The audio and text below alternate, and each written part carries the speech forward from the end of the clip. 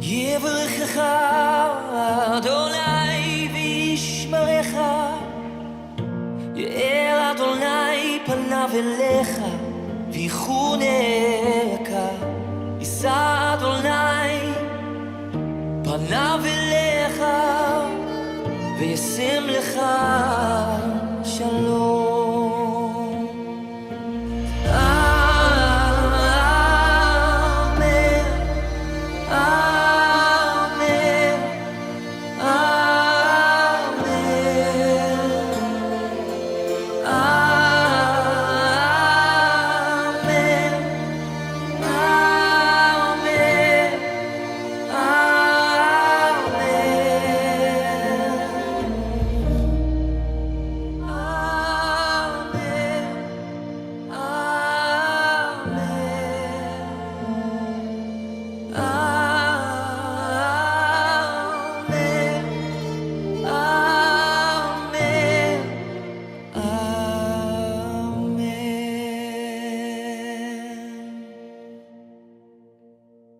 가까운 데서 먼 곳에서 오늘 예배를 위해서 아침 일찍부터 서둘러서 오신 여러분들, 여러분의 발걸음이 절대로 헛되지 않고 하나님의 크신 축복과 은혜와 응답이 함께 하실 줄 믿습니다.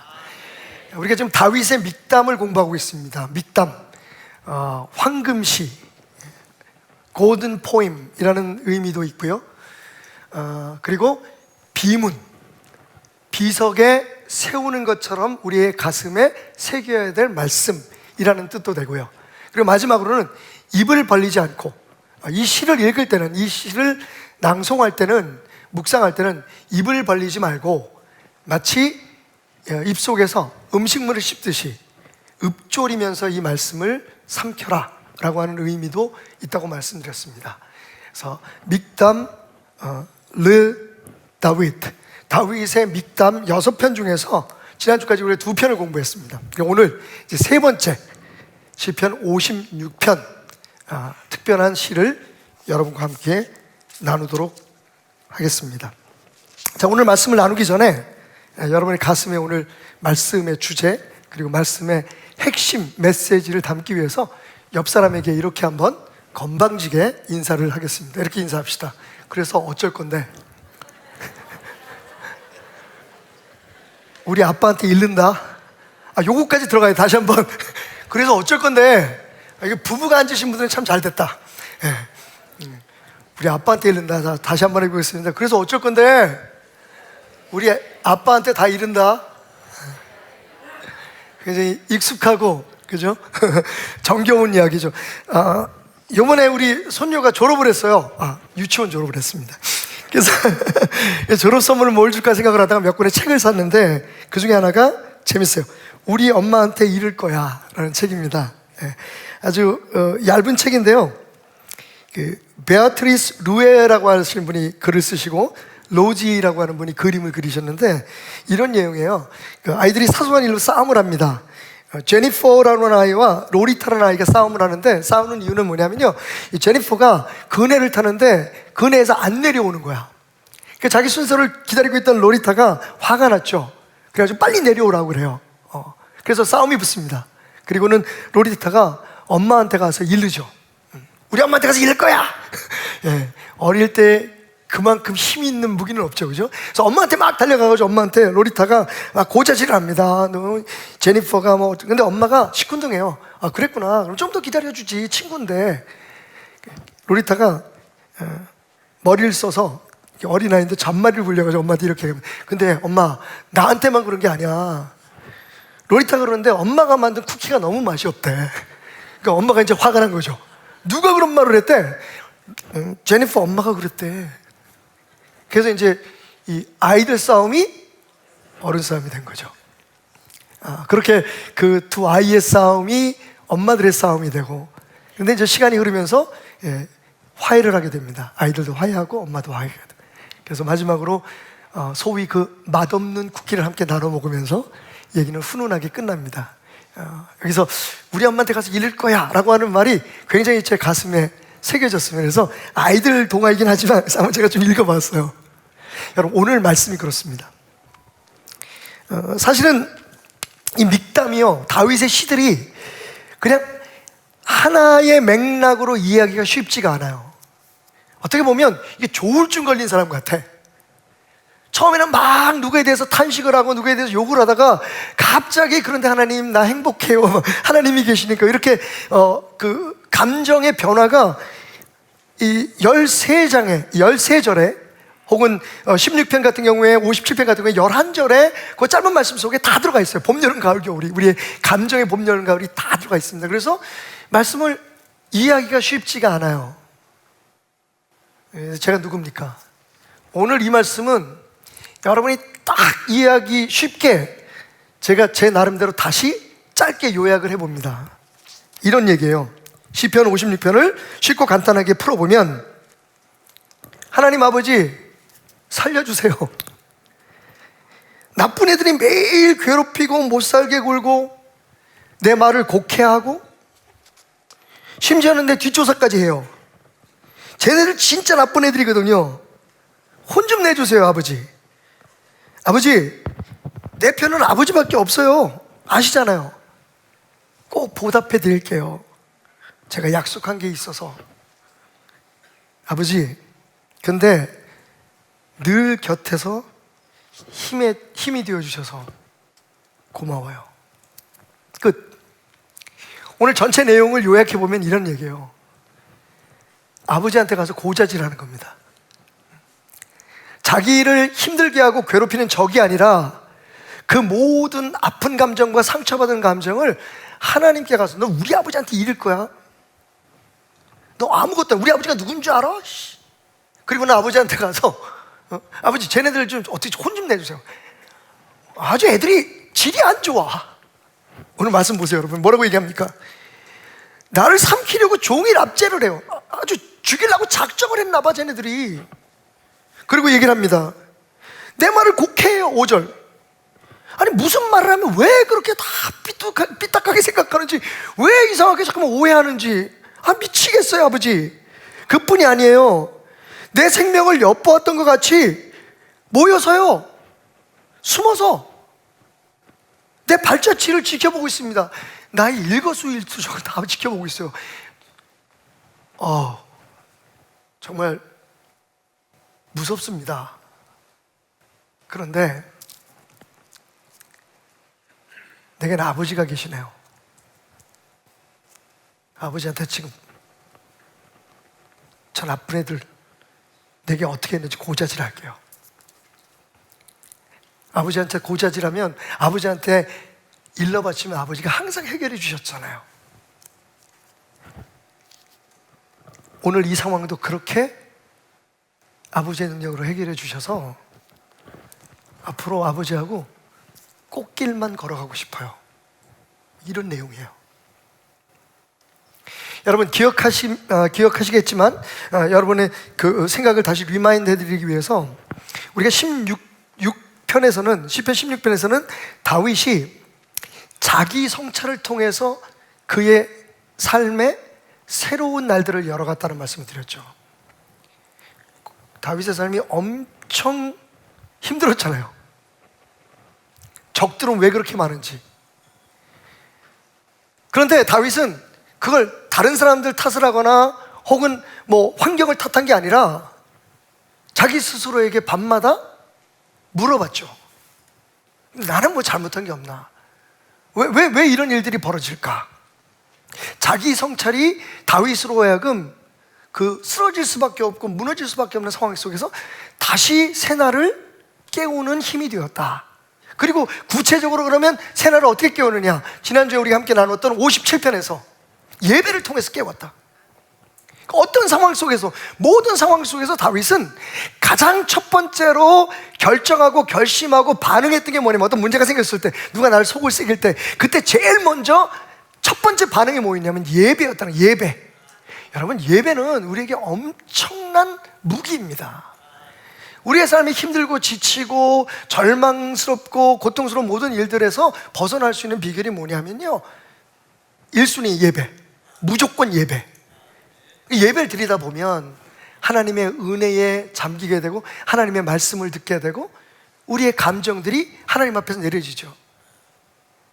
그래서 지난주까지 자기 성찰과 그리고 예배를 통해서 다윗은 정말 이 세상에 살았던 어떤 사람보다도 힘겹고 고통스러웠던 굴곡진 인생의 승리자가 될 수 있었다는 말씀을 드렸습니다. 오늘 세 번째는 제가 여러분에게 설명드린 것처럼 다윗의 세 번째 승리의 비결은 뭐였다? 고자질이었어요. 하나님께 고자질하는 거예요. 사람한테가 아니라 문제를 내 힘으로 해결하려고 몸부림치기 전에 어떻게 하냐면 하나님 앞에 고자질. 쟤네들이 정말 속상해 죽겠어요. 자꾸만 오해하고 나를 이렇게 힘들게 해요. 여러분 가만히 생각해 보세요. 사실 우리가 그 관계에 문제가 생길 때, 우리가 어떤 어려움에 처했을 때 우리 딴에는 그 문제를 해결한다고 애를 쓰고 지혜를 모으고 나서지만, 근데 오히려 더 문제가 꼬이고 힘들어지는 경우가 있어요. 다윗은 그걸 알았던 거죠. 정말 이렇게 황당할 수가 있습니까? 언제는 자기 딸을 줘서 사위를 삼더니 또 언제는 목에다 칼을 대고 너 내 자리 뺏으려고 그러지. 지금 다윗의 마음을 곡해하고 있는 거예요, 사울 왕이. 그리고는 심지어는 바로 눈앞에 보이는 곳에서 창을 던져서 사위의 심장을 꿰뚫으려고 하는 시도까지 합니다. 그것도 안 되니까 왕이고 장인이었던 사울하고 맞서 싸울 수가 없으니까 다윗이 도망을 가죠. 게다가 사울은 하나님이 기름 부어서 세우신 종이라는 것을 다윗은 알기에 하나님께서 사울을 어떻게 하시면 하셨지 내가 내 손으로는 하지 않겠다, 도망을 갑니다. 그러니까요, 온 나라에 다윗을 잡아오거나 그죠? 살려서 붙들어 오거나 죽이든지 하는 사람에게는 상을 주겠다. 완전히 모든 나라가 다윗의 적이 되게 만들어버리죠. 그래서 마지막으로 다윗이 선택한 길이 뭐냐면 적국으로 피신하는 겁니다. 사면초가라는 말씀 아시죠? 온통 다 적이야. 누가 누군지 모르겠어. 누가 적이고 누가 악인지 모르니까 다윗이 이스라엘 땅, 유대 땅에 있다가는 그냥 죽겠어요. 그래서 어차피 죽을 거라면 내가 마지막 피난의 길, 피신의 길을 블레셋이 어디입니까? 다윗이 계속해서 전쟁을 통해서 괴롭혔던 나라예요. 블레셋 입장에서 보면 결정적으로 자신들에게 가장 큰 힘이 되어주었던 골리앗이라고 하는 구척장신의 거인을 어린 다윗이 돌팔매로 쓰러뜨렸던 바로 그 나라입니다. 그러니까 다윗은 블레셋의 원수인 거예요. 근데 오직하면 여러분, 오직하면 다윗이 그 블레셋으로 도망갔을까? 그것도 다른 데가 아니고 가드로. 가드가 어디예요? 골리앗의 고향이에요. 그런 걸 우리가 뭐라고 표현하죠? 기름을 안고 불 속으로 뛰어들었다고 하는 거죠. 그런데 그 위험을 무릅쓰고 단 1%의 생존을 위한 마지막 길을 선택했던 거예요. 어느 정도로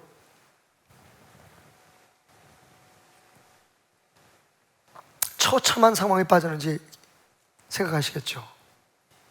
그래서 오늘 이 시편 56편에는요 믹담 레 다윗이라고 하는 그 다윗의 믹담이다라는 표제어와 함께 또 다른 표제어가 있어요.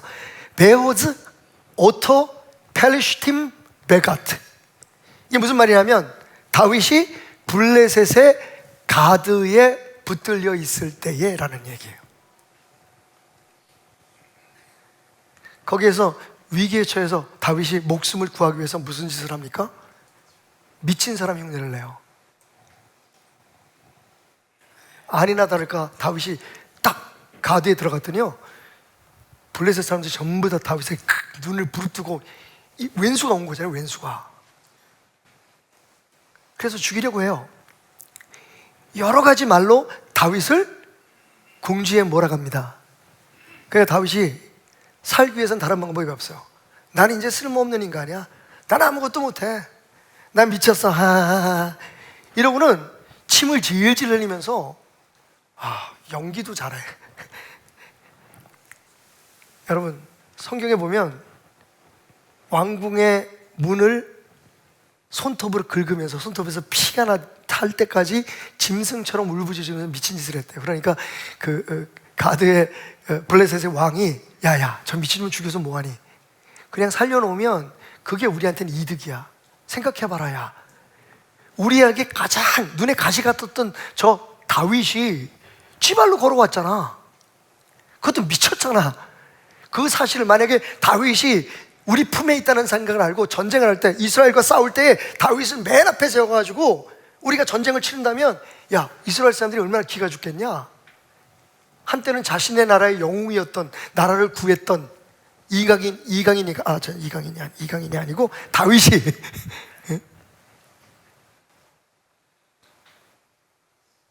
여러분, 그 상황에서 다윗이 할 수 있는 일이 뭐가 있었을까요? 그때를 돌이켜보면서 다윗은 이렇게 노래해요.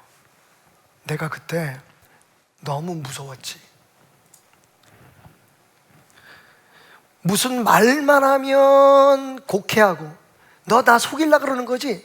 다 지레 짐작해가지고 너 지금 다른 의도를 가지고 나한테 얘기하는 거지. 그렇게 생각하는 자기 백성들, 그것도 자기 장인과 그리고 한때는 자신의 동료였던 다른 장수들, 어떻게 하면 자기를 죽일 수 있을까? 라고 하면서 의심하고 거기까지 도망오는 그 모든 길들을 추락해서 뒷조사를 해가지고 막 인터넷에 막 서핑을 해가지고 뒷조사를 해가지고 뭔가 흠을 잡으려고 하는 사람들, 온통 다 적인 상황 속에서 다윗은요 하나님께 고자질을 하기 시작합니다.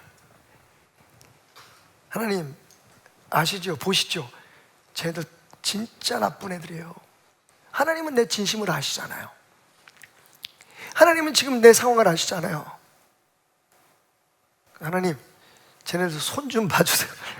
아빠, 쟤네들 손 좀 봐주세요. 아빠는 항상 내가 내 아픔을 얘기할 때 내 편이 되어 주셨잖아요. 오늘 시편 56편을 통해서 우리가 배우는 교훈은 하나님 앞에 고자질하라. 따라합시다. 하나님 앞에 일러 바치자. 제가 지난 몇 달 동안에 몇 분의 성도들과 함께 상담을 하고 함께 기도를 하면서 정말 자랑스러운 성도님들을 몇 분 만났어요. 너무 억울하고 너무 힘든 상황 속에서 사실 일반 사람들 같으면 분명히 세상적으로 대처할 수 있는 방법들이 있었을 거예요. 근데 그걸 이겨내더라고요. 나는 너무 힘들어 죽겠는데, 나는 너무 억울해 죽겠는데 그걸 하나님만 붙들고 이겨내시더라고요. 바로 그거예요. 근데 그냥 이겨낸 게 아니라 분명히 그 시간마다 하나님께 기도하고 하나님께 고자질하고 하나님 아버지를 의지하니까 하나님이 정말 더 좋은 방법으로 예상치 못했던 기회들을 통해서 축복해 주시는 걸 경험했다라고 하는 간증들을 듣게 됩니다. 다윗은 문제 앞에서 자신을 먼저 돌아봤어요. 이거 우리 잘 안 되죠, 그죠? 당장 속이 상하고 화가 나고 자존심 상하고 기분이 나쁘니까 이렇게 상황을 만들어 놓은, 나를 힘들게 하는 그 사람들에 대한 공격을 어떻게 하든지, 그 사람들이 뭘 잘못했는지 어떻게 하든지. 근데 여러분, 그렇게 해서 문제가 해결되지는 않는 거죠. 후련해질 수는 있을지 모르지만 오늘 다윗처럼 자기 자신을 돌아보는 거야. 저 사람은 저렇게 하는, 나는 다른 사람이 그렇게 한 적이 없는지, 또 내가 이렇게 이겨내기 힘들어하고 어려워하는 게, 그리고 지금 내가 하고 있는 행동들이 하나님과 함께 있어서 하나님의 뜻대로 하고 있는 건지, 밤마다 내 심장이 나를 교훈합니다. 그리고 우리 그리스도인들에게는 이게 시그네처잖아. 이게 핵심이잖아. 예배. 그냥 이렇게 와서 무슨 시간을 때고 나는 교회 다니는 사람이야, 난 종교인이야, 이거를 과시하는 게 그런 예배가 아니라 정말 진정한 예배. 하나님 앞에 나를 낮추고 하나님을 올리는, 하나님이 하나님됨을 인정하는 진짜 예배. 모든 상황에서 왜 이런 일이 벌어졌을까? 하나님은 어디 계실까가 아니라 다 하나님이 뜻이 있겠지, 하나님의 선한 계획대로 이루어질지어다. 예배라면 하나님께서 우리의 마음에 답을 주시거든요. 우리가 낮아져서 그 하나님을 바라보면 하나님께서 왜 그런 일들이 일어나는지, 우리가 어떻게 그 문제를 해결할 수 있는지, 그리고 실제적으로 해결할 수 있는 힘을 은혜로 우리에게 베풀어 주잖아요. 그러니까 싸워야 될 일을 서로 용서하고 웃으면서 해결하게 만드시고, 막 화내서 나중에 후회할 일을, 여러분은 잘 모르겠는데 저는 가끔 그럴 때가 있어요. 그냥 막 감정에 복받쳐서 막 화를 내다가 보면 이러면 안 되는데, 금방 특히 사랑하는 사람들을 상대로 해서 나도 모르게 막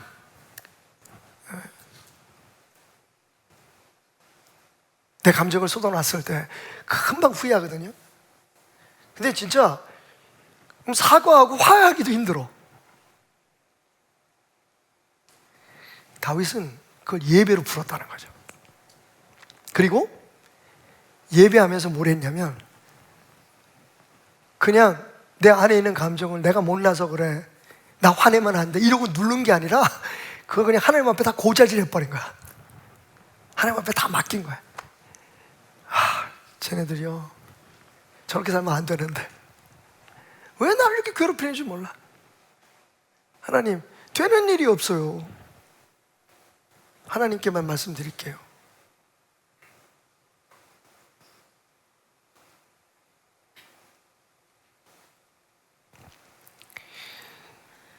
어제 저녁에 학생회 집회를 마치고 차를 타고 집으로 돌아오는 길에 성도 한 분이 전화를 하셨어요. 종종 힘든 일이 있거나 어려운 일이 있을 때 전화를 주셔서 제게 다 쏟아놓으시는 분이에요. 감사하게도. 그러니까 제가 왜 이 교회 목사가 되는지, 내가 왜 목회를 하는지를 알게 해주시는 분이에요. 나를 귀찮게 하면서 전화를 하셔가지고 또 남편 욕을 하기 시작합니다. 나한테 고자질하는 거예요.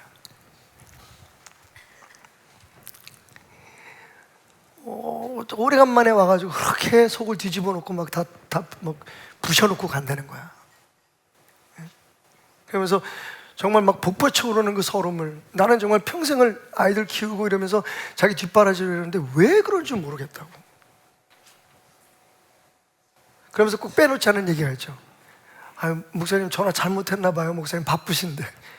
아이씨, 그럼 전화하지 말든지. 괜찮아요. 그래서 이렇게 말씀하시는 거예요. 그래서 목사님, 난 목사님한테 이렇게 털어놓고 나면 내 마음 후련해져요. 고맙지. 근데 내 마음은 어떡하고. 그러면서 이렇게 얘기하는 거예요. 근데 요번에 왔는데 남편이 너무 말랐더라는 거야. 오래간만에 왔는데 와서 막 다 뒤집어 놓고 왔는데 막 그냥 속을 뒤집어 놓고 왔는데 얼굴이 너무 마르고 불쌍하대. 그래서 제가 그 타이밍을 안 놓치고 딱 얘기했죠. 그래서 남편 죽여달라고 기도할까요? 살려달라고 기도할까요? 아이 목사님, 농담하시고 그래. 기도합시다. 그래서 제가 마음의 평안을 갖게 하는 기도라고 전화를 끊었어요. 제가 누군데, 여러분? 여러분도 그러시잖아요. 누구에게인가 자기 마음을 솔직히 털어놓을 수 있는 사람이 있으면 그것만으로도 후련하잖아. 근데 하물며 그분이 하나님이라고 생각해 보세요. 저는 이렇게 입이 싸가지고 어제 받은 전화 여러분에게 다 얘기하잖아. 누구라고는 얘기를 안 했지만 딱 벌써 몇 사람은 눈이 반짝거려. 하여튼 머리들도 좋아. 아, 그건 누구구나. 여러분, 지레 짐작하지 마십시오. 우리 집 얘기일 수도 있어요. 근데 하나님은 입도 무거우셔. 다윗은 자기가 고자질하는 아버지, 자기가 일러 바치는 아버지에 대해서 다음과 같이 이야기합니다. 우리 아버지는 다 알고 있어. 여러분 어떠세요? 이제 백종원의 어투로 여러분들에게 오늘 은혜를 베풀길 원합니다. 안심되죠? 하나님은 다 알고 있어. 다 알고 계세요. 나는 그냥 들으면서도 성도님들의 어려움이 진짜 뭔지 잘 몰라. 그냥 느끼지. 그래도 짬밥 있으니까 목회 뭐 한 30년 그 전에 전도사 생활까지 해서 지금 제가 주여 거의 40년을 목회를 했는데 얼마나 여러 사람들의 이야기를 듣고 함께 기도했겠어요. 그러다 보니까 얘기를 들으면 어떤 의도로 얘기하는, 그래서 제가 묻는 거잖아요. 남편 죽여달라고 기도할까요? 살려달라는 얘기거든. 남편이 하나님 은혜를 깨닫고 좀 마음이 변하게 해달라고 하는 얘기죠, 그죠? 죽여달라는 얘기야. 내가 보니까 아직도 그 마음속에 그게 사랑인지 아니면 애증인지 남편 걱정하고 있더라고. 이건 이렇게 남편 걱정하고 자빠져 있더라고. 남편에 대해서 고자질하면서도. 그게 우리 마음이잖아요. 근데 나는 그걸 잘 몰라. 우리 하나님은 다 알고 계세요. 아마 하나님께서 다윗이 그렇게 얘기할 때 고개를 끄덕이셨을 거예요. 56편 8절에서 다윗이 이렇게 얘기합니다. 나의 유리함을 주께서 계수하셨사오니 나의 눈물을 주의 병에 담으소서. 이것이 주의 책에 기록되지 아니하나이까. 여러분 알고 계세요? 어떤 사람들이 이제 뭐 선거 때가 되니까 벌써 무슨 자서전들 이번에 선거에 나오시는 분들이 뭐 그렇게 출판 기념회 뭐 이런 거 하잖아요, 그죠? 요즘 좀 조심스럽긴 하는데 그래도 여전히 하시는 분들이 많더라고요. 그래서 가끔 그런 거 보면서 나는 인생을 어떻게 살았길래 내 인생에 대한 책 한 권 내지 못할까라고 혹시 여러분 섭섭해 하시는 분이 계시고, 여기 대부분 사람들이 자서전이 있는 분 안 계시죠? 우리 교회 분들 중에서 의외로 유명한 분들이 있어서 당신의 전문 분야의 책들을 내신 분들이 있어요. 그래서 제가 선물도 받고 제가 교보문고에서 일부러 사서 제가 소장도 하고 있고, 대부분 뭐 이런 책 나왔습니다 목사님이 가져오시는 분들이 계세요. 뭐 박사님들도 계시고 또 여러 가지 경제 전문가들도 계시고. 근데 막상 자기에 대한 자서전을 쓴다는 건 쉽지 않잖아요. 내 이야기를 쓴다는 거. 근데 여러분 여기 계신 분들 중에 나는 자서전이 없어, 나는 그런 걸 써본 적이 없어 라고 생각하시는 분은 오늘 생각을 바꾸셔야 돼요. 왜? 여러분 오늘 다윗이 뭐라고 얘기합니까? 내 이야기가 하나님의 책에 다 기록되어 있대요. 여러분 자서전이 하늘나라에 지금 소장되어 있다니까. 지금도 계속해서 쓰여지고 있어요.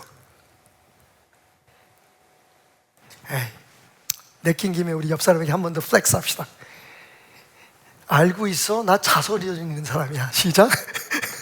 여러분 하나님이 쓰신 자서전이 하늘나라에 있어요. 근데 자서전을 어떻게 쓸까요? 하나님은 우리를 관찰하고 계신다는 거잖아요. 그러면서 다윗이 뭐라고 얘기하냐면 내 눈물을 눈물병에 담으소서. 와우, 이 자서전만 있는 게 아니라 내 눈물을 담는 눈물병도 있대. 그 얘기는 뭡니까? 내가 겪고 있는 슬픔과 지금 내가 처해 있는 상황 속의 모든 일들을 하나님 잊지 마십시오. 내가 흘린 눈물을 하늘나라에 담아 보관하시듯 나를 지켜보고 계시면 합니다. 이런 얘기잖아요, 그죠? 내가 얼마나 유리하는 거 떠돈다는 거잖아요. wandering. 내가 얼마나 떠돌면서 고생했는지 하나님은 내가 도망치고 피해 다니고 숨기 위해서 움직였던 모든 그 길들을 계수하고 계십니다. 여러분 가끔 깜짝 놀라죠. 제가 성도님들의 사랑으로 한 2년 전에 제니시스라고 하는 차를 선물을 받아서 지금 타고 있습니다. 너무 저는 만족해요. 원래 예전에도 제니시스 타고 지금도 제니시스 타고 현대하고는 아무 관계 없습니다, 저는. 근데 그 차가 좋아요. 미국에서 타본 타볼 만한 차는 다 타봤어요, 그죠?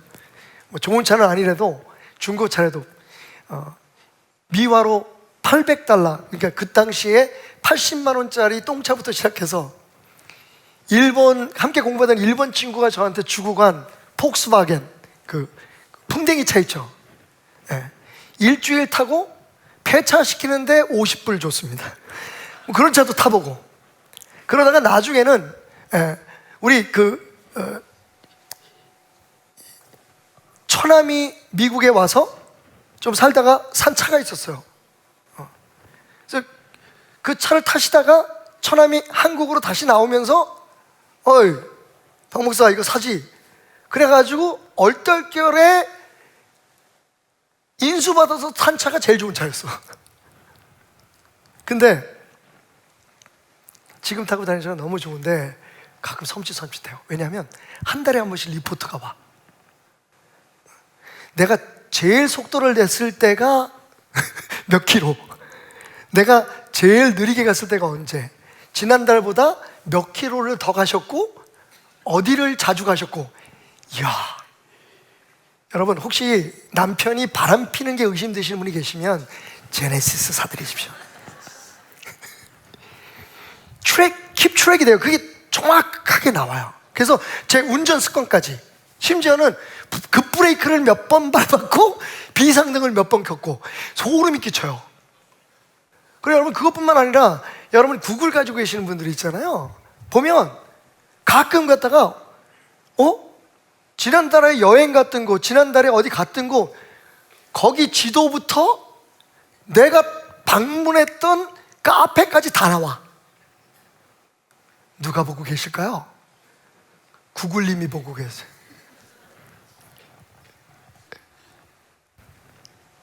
블루링크가 보고 계신다고요 지금. 근데 여러분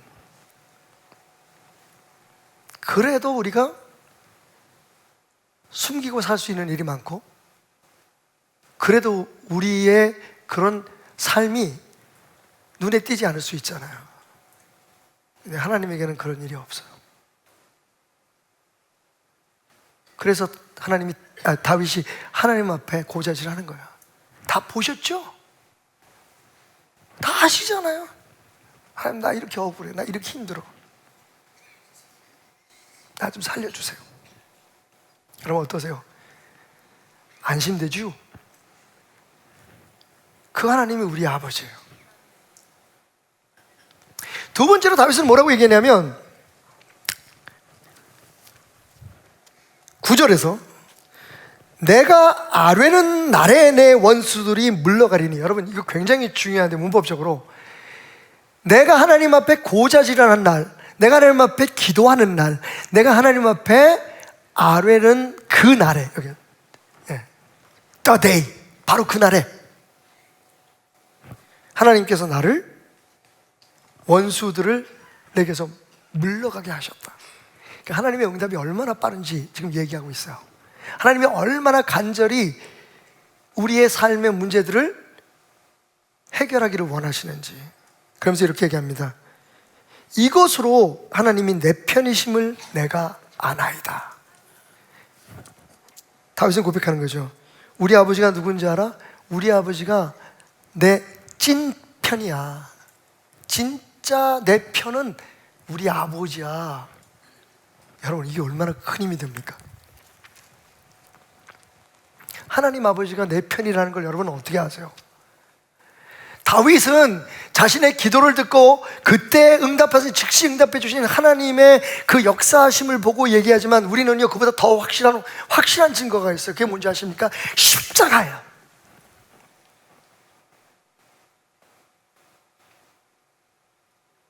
우리를 구원하기 위해서, 아니 정확히 나를 구원하기 위해서 하나님께서 내게 오셨어요. 그리고 나를 위해 십자가에 죽으심으로, 죽으시고 다시 부활하시고 그 영으로 우리와 함께 하신다고 말씀하세요. 하나님이 이 땅에 오신 이유는, 예수님이 육신을 입고 이 땅에 오신 이유는 우리의 편이 되어 주시기 위해서요. 왜냐하면 저 먼 곳에 다른 종교의 신들처럼 저 먼 곳에 앉아가지고 니네들 와서 나 좀 만족시켜봐. 그러면 우리는 그렇게 생각해요. 많은 사람들이 아직도 교회 다니면서 그렇게 생각하는 사람이 있어요. 하나님이 내 마음 모를 거야. 왜? 하나님이니까. 심지어는 그래서 예수님께서 사탄에게 시험을 당했다고 얘기하면 그렇게 얘기해. 에이, 예수님인데 그걸 왜 못 이겨? 여러분, 예수님이 시험 당할 때는 우리 인간과 똑같은 온전한 인간으로서 시험을 당하셨기 때문에 그 시험 당함이 우리에게 교훈이 되는 거예요. 그죠? 저 가끔 그런 얘기 들어요. 성도님, 이렇게 하루하루를 사십시오. 주님과 동행하십시오. 그러면 조금 살아있는 성도들은 이렇게 얘기해요. 아, 목사님 그렇게 얘기하기 쉽죠. 뭐 목사님이 매일 만나는 사람들이 다 집사고 권사고 장로인데 성도들인데 뭐 목사님은 무슨 시험 당할 일이 있겠어요? 목사님 그렇게 말씀하지 마세요. 회식 자리 가서 실수 안 하고 뭐 여행 다니면서 잘못 안 저지르는 게 쉽지 않아요. 목사님도 저처럼 한번 사업을 해보세요.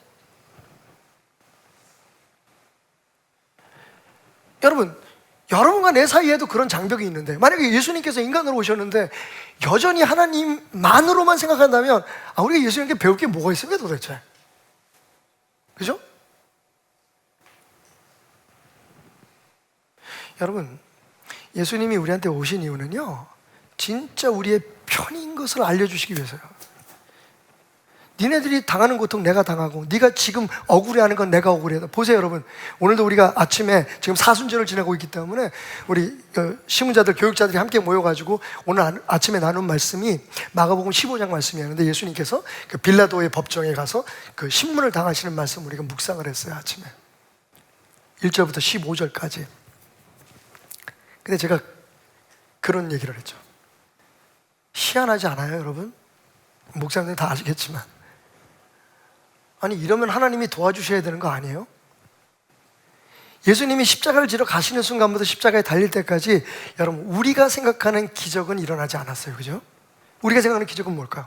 중간에 갑자기 하나님께서 인터셉트 하셔가지고 천군 천사들 보내셔가지고 예수님을 구출하시고 빰빠밤 빠바바밤, 깜짝 놀랬지 이것들아, 나 하나님이야.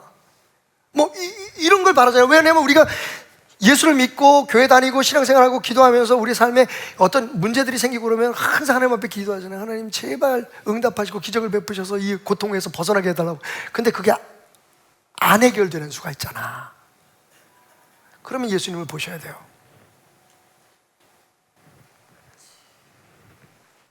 예수님 배반당하시고 침뱉음 당하시고 채찍질 당하시고, 근데 하나님이 하나도 안 도와주세요. 진짜 안 도와주셨을까요? 여러분, 예수님이 그렇게 고난 당하신 게 하나님의 계획이었잖아요. 하나님 얼마나 아프셨을까요? 근데 왜 그런 모습을 우리에게 보여주셨겠어요? 나는 너희들 곁에서 지금 너희들이 겪고 있는 그 모든 고통을 함께 겪어본 사람이요, 지금 겪고 있는 내 편이다. 다윗은 그걸 알았던 거예요. 자신이 굴곡진 삶을 살고 고통을 다 받고 피해 다니고 숨겨내고 그 순간에도 하나님이 항상 자기와 함께 있었다는 거예요. 그래서 지금도 어렵고 힘들지만 여러분, 지금도 여러분 답답하고 고통스러운 일들이 있지만, 아직도 다 깨끗하게 낫지 않고 해결되지 않은 문제들과 질병들이 있을 수 있지만, 여러분, 요즘 제가 차 안에서 듣고 다니면서 눈물을 내는 찬양 가사처럼, 아들아, 조금 늦을지라도 기다려줄 수 있겠니? 조금 더딜지라도 참아줄 수 있겠니?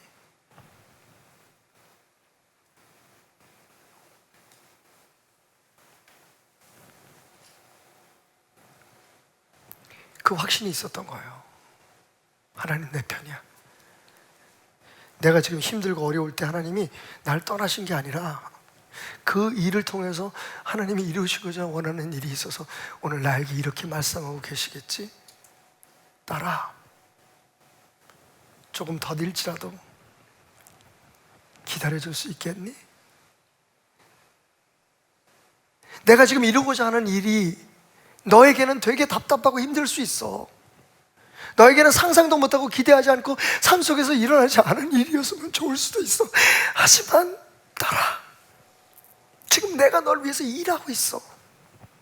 네가 상상하지도 못하는, 네가 생각하지도 못하던 그 승리의 순간을, 너에게는 깜깜한 어둠처럼 느껴지는 이 밤을 통해서 나는 너의 새벽을 만들고 있어.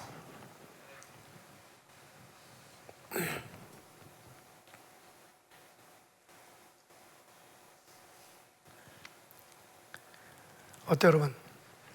든든하죠? 든든해야 돼요. 하나님이 내 편이시잖아요. 근데 여러분, 결정적으로 다윗의 이 마지막 고백이 너무 멋있습니다. 다윗이 그렇게 이렇게 얘기하죠. 내가 하나님을 의지하였은즉 두려워하지 아니하리이다.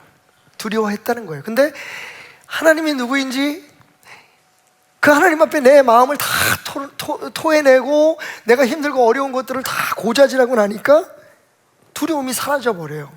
그러면서 이제는요, 아주 객기까지 부리세요. 이분이 뭐라 그러시는지 아니까, 그래서 사람들이 나한테 어쩔 건데, 하나님이 내 편이신데, 하나님이 지금 내 기도를 듣고 계신데, 그래서 어쩔 건데. 그게 오늘 제가 여러분들에게 서로 인사하라고 말씀드린 거예요.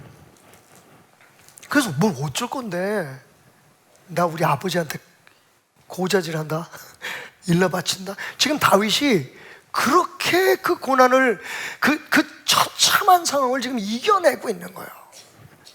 여러분, 이거 현금같이 있는 은혜의 선언입니다. 하나님 앞에 고자질하는 법을 배우세요.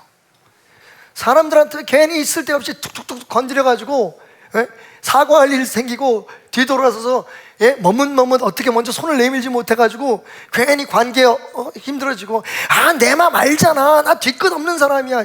그럼 상처받은 사람은 어떡하고? 그러지 말고 제일 먼저 그럴 일이 있을지라도 하나님이 주시는 지혜와 은혜 속에서 한 번 숨죽이고 접근하면 여러분 훨씬 더 나아져요. 저는 지금 여러분들에게 세상적인 자기관리 조언을 드리는 게 아닙니다. 세상 사람들 그러잖아요. 화가 나면 열을 세라. 저는 이렇게 말씀드립니다. 여러분, 화가 나면, 속이 상하면, 뭔가 세상에 대해서 불만이 있고 누군가 미워지는 마음이 있으면 하나님 앞에 고자질해라.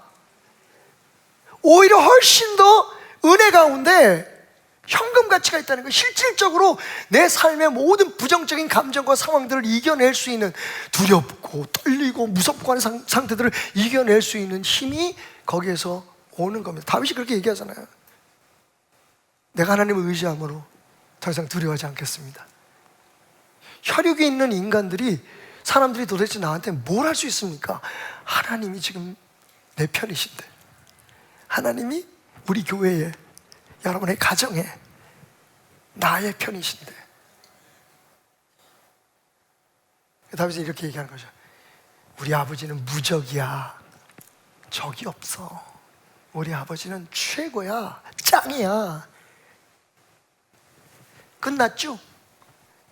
끝난 거예요, 여러분. 정말 하나님을 하나님으로 여러분들이 의지하고 그분에게 모든 짐을 내려놓는 순간 끝난 거예요. 쫑이에요. 테텔레스타이, 피니또, 끝난 거예요. The end, 피네, 끝났죠? 끝난 거예요.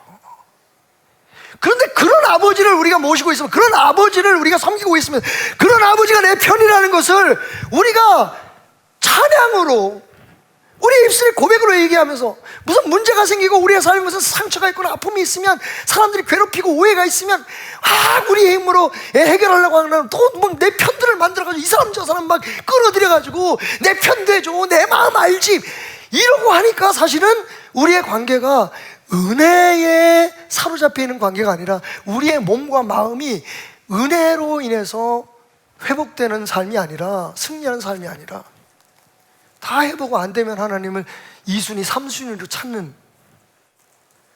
그런 허접한 믿음이 되고 마는 거예요. 아무 힘도 없는 믿음이 되고 마는 거예요.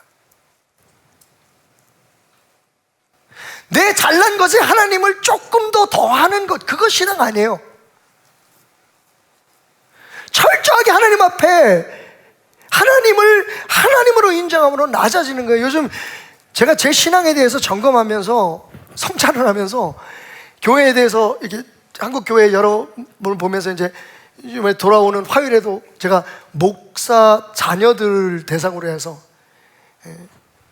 한 80명 정도, 한 100여 명? 많으면 한 200명 오더라고요. 이번에 얼마나 오는지 모르겠는데 15살 이상의 목사님 자녀들, 아들, 딸들 다 모여요. 이제 그 친구들 앞에서 설교를 해야 되는데 제가 생각해 봤어요. 우리 태어날 때부터 목사들로 태어났잖아요. 당연히 믿음이 좋아야 될 것 같은데 안 그래. 진짜 문제가 뭐였을까? 그게 우리 한국 교회의 문제예요. 성도들의 문제. 그게 뭔지 아십니까? 하나님 앞에 철저히 하나님이 필요해요, 하나님 없으면 안 돼요 라고 고백할 수 있을 만큼 자기 자신의 연약함을 인정하지 않고 있다는 거예요. 전도할 때 제일 어려운 게 뭔지 아세요? 당신 죄인이죠? 이 말하면 사람들이 펄쩍 뛰어요. 근데 여러분, 우리는 우리 입으로 죄인이라고 고백해요. 근데 솔직히 하나님이 필요하지 않을 때가 너무 많아요. 왜? 우리가 지금 똑똑하거든. 우리가 답을 가지고 있거든. 내 경험으로 내가 여태까지 잘해왔거든. 그러니까 아직 내 힘으로 해보고 안 되면 하나님 도와주세요잖아요. 근데 여러분, 다윗은 그러한 우리의 생각을 완전히 바꿔놓고 있어요. 어린애처럼 하나님 은혜를 베푸소서, 나 좀 살려주세요. 왜 하나님께서 다윗을 내 마음에 합한 자라고 얘기하셨는지 알겠습니까? 천국은 어린아이 같은 사람의 것이에요. 그게 무슨 뜻이겠어요? 철없는 사람이요? 아니에요, 여러분. 어린애처럼 이런 것 저런 거 따지지 않고 엄마가 최고, 아빠가 최고, 우리 엄마한테 이른다, 우리 아빠한테 이른다, 정말 하나님을 그런 존재로 생각할 수 있는 순수한 마음을 가진 사람. 다윗이 그랬어요. 죄도 짓고 간음도 하고 살인도 했지, 살인 교사도 했지. 그렇게 악랄하고 이 박테라미도 안 지은 죄를 다 지은 사람인데 억울해 죽겠어. 하나님은 다윗이 마음에 드신데 나는, 여러분, 왜요? 나는 더 어린아이가 돼야 되는 거예요. 세상 앞에서 어린아이 될 필요 없어요, 여러분. 근데 하나님 앞에서는 어린아이가 돼야 돼요. 그래야지 하나님을 찾잖아요. 저는 성도들 그리고 교회들이 하나님 말고 세상적인 방법으로 자꾸 문제를 해결하려고 하는 노력을 봐요. 그리고 자기 판단으로, 자기 생각으로 모든 것을 예단하고 판단하고. 왜 그렇습니까? 하나님은 난 필요할 때만 필요한 존재이기 때문에 그래요. 하나님 앞에 철저하게 무너지는 게 예배잖아요. 그 예배를 위해서 내가 정말 하나님 앞에 바른 삶을 살았는지 돌아보는 게 믿음의 성찰이잖아요.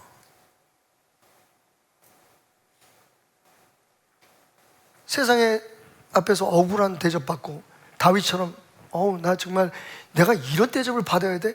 이렇게 생각하지 않잖아요. 하나님, 나 하나님 아니면 없어요. 나 좀 도와주세요. 여러분 기억하십시오. 다윗의 하나님이 나의 하나님입니다. 여러분의 하나님이에요. 그 하나님 어떤 분이십니까? 우리의 모든 것을 이미 알고 있어요. 우리가 알기 전에 하나님은 여러분이 지금 어떤 일들을 겪고 있고 어떤 아픔이 있고 앞으로 어떤 문제가 다가올지도 알고 계세요. 그래서 하나님 말씀하세요. 내가 네 편이야. 조금 더뎌도 참아줄래? 모든 것을 합력하여 선을 이루는 내 작업이 지금 이루어지고 있어. 내가 너희들 위해서 열심히 일하고 있는데 제발 좀 보채지 좀 말고. 울지 마. 나 마음 아파. 네가 내 아들이라면, 네가 내 딸이라면, 네가 내 성도라면, 내가 너희 아버지라면 조금 신뢰하고 따라와주면 안 되겠니?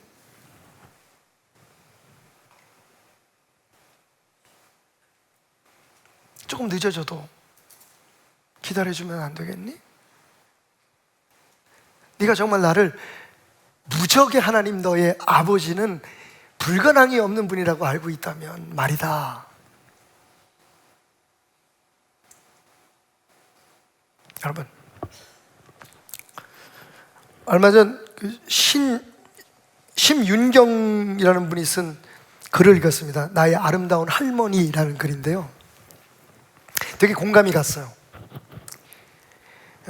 어렸을 때 무슨 막 밖에 나가서 이렇게 친구들한테 싸우고 막 그래서 무슨 문제가 있고 그래서 막 울고 들어오면 대부분 그 부모님들이나 뭐 할머니 할아버지들은 괜찮아, 울지 마. 아이, 그거 가지고 남자가, 아이, 그거 가지고 다 큰 애가 왜 울어? 근데 여러분, 아이는 자기는 괜찮지가 않더라는 거예요. 어린아이는 어린아이 수준에서 속이 상하고 마음이 아파 죽겠는데 엄마는 괜찮대. 엄마는 괜찮은 거야. 그죠?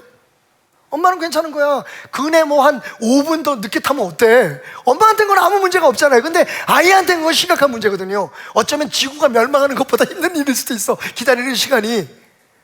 근데 괜찮아 이렇게 얘기할 때 자기는 위로가 되지 않았다는 거예요, 어렸을 때. 근데 할머니가, 공부도 못하고 아무 배움도 없는 할머니가 자기가 그러고 울고 오면은요, 할머니가 안아주면서 그랬대요. 아유, 저런 우리 새끼.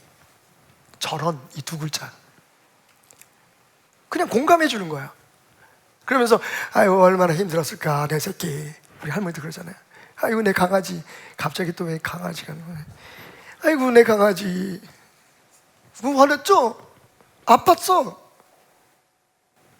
근데 할머니의 그 저런이라는 그 한마디가 자기 스스로, 아, 누군가 내 편에 있구나, 내 마음을 알아주는구나, 그런 마음 속에서 힘든 일이 극복되더라는 거예요. 그래서 돌아가신 할머니를 생각하면서 심윤경 씨가 글을 썼어요. 나의 아름다운 할머니는 항상 나에게 저런, 무슨 일이 있어서 할머니한테 고자질하고 일러 바치려고 하면 나를 품에 안아주시고 내 마음을, 내 아픔을 알아주셨지. 근데 여러분 알고 계세요? 예수님의 언어예요, 그게.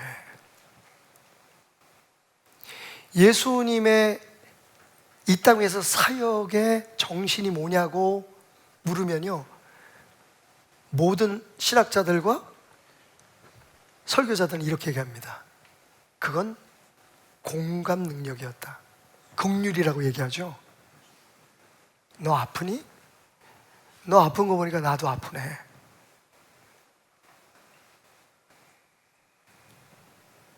나 힘들어? 아이고, 내 새끼 얼마나 힘들어. 나도 힘드네. 저는 우리 교회가 그런 교회가 됐으면 좋겠어요. 축복이다, 영광이다, 다 잘 될 거야. 뭐가? 여러분, 하나님이 일하고 계시면 우리는 하나님을 믿고 그렇게 아파서 전화하는 사람, 다가와서 기도해야 되는 사람 품에 안고, 아이고, 저런 집사님 얼마나 힘들었어. 예수님 마음으로. 예수님이 혈루병 걸린 여인을 향해서 말씀하셨던 것처럼, 딸아, 고생 많았다. 그 믿음이 너를 구원했다. 심지어는 가늠하다 현장에 걸려서 잡혀온 여인에게 예수님은 나는 너의 죄를 묻지 않을 거야.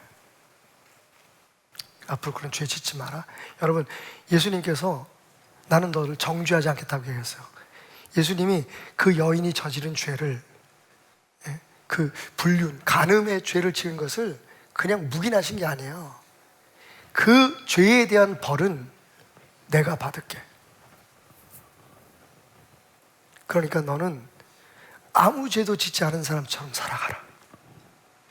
공감이에요, 공감. 한센시병 걸린, 문둥병 걸린 사람이 예수님께 목숨을 걸고 다가와가지고 엎어졌을 때 예수님이요, 그의 몸에 손을 얹습니다. 그가 그동안에 얼마나 버림받고 얼마나 다른 사람들에게 찬밥 신세였는지, 나는 너의 그 썩어 문드러진 몸을 어루만진다. 얼마나 힘들었니? 얼마나 외로웠니? 긍휼, 헤세드,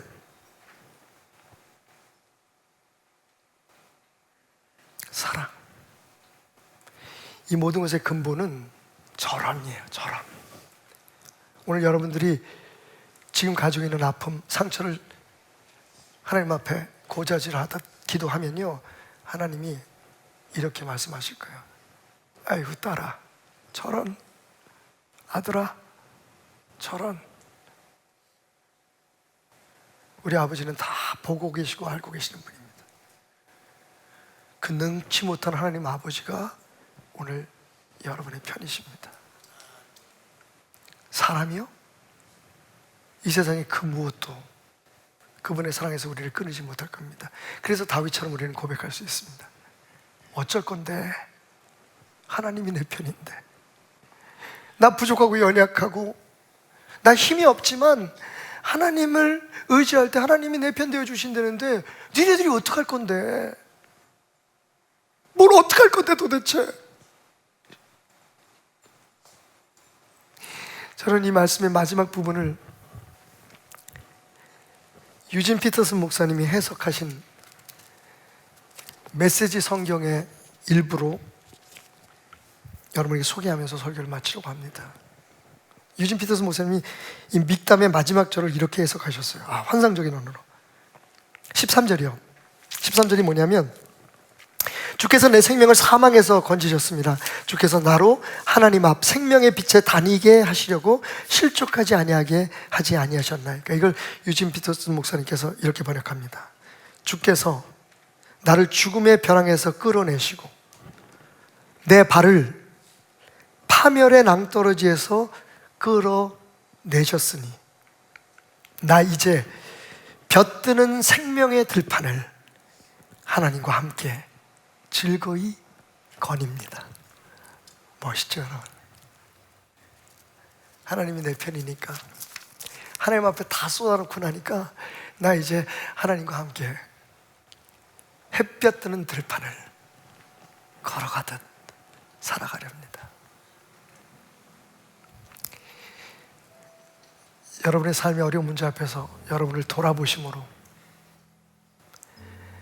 모든 상황 속에서 하나님을 예배함으로, 그리고 정말 감당할 수 없는 슬픔이나 아픔이 있거든 하나님께 일러 바침으로 오늘을 이겨내시고 하나님과 함께 햇볕 뜨는 들판을 걸어가는 여러분 되시기 바랍니다. 저런, 내가 가만 안 둘게 저것들. 우리 하나님이 그렇게 말씀하신 것 같아요. 야, 박 목사야, 아휴, 이 못난 거사, 넌 도대체 목사라는 게 날 왜 그렇게 못 믿니? 너는 매일 목사라고 성도들 앞에서 믿음을 가지라고 얘기하는 사람이 넌 왜 날 그렇게 못 믿니? 저런, 주님은 나의 믿음 없음까지도 알고 계시기에